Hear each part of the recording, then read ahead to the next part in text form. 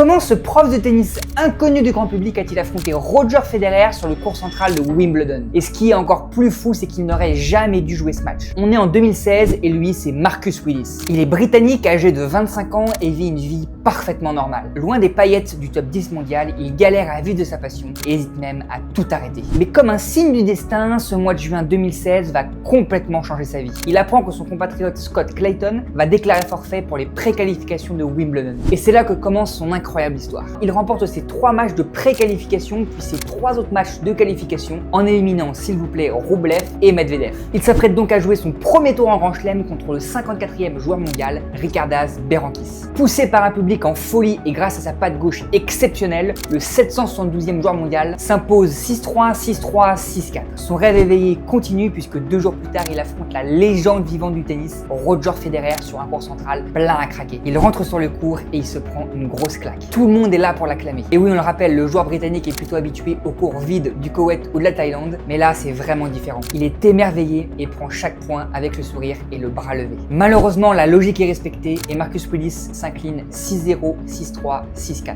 Après le match, Roger déclara même « C'est l'une des plus belles histoires de notre sport ». Bref, malgré cet exploit sportif, l'histoire de Willis nous rappelle qu'avec de la passion et du travail acharné, même les rêves les plus fous peuvent devenir réalité. Moi, c'est Paul de Passing Shot et si tu veux d'autres histoires sur le tennis, abonne-toi.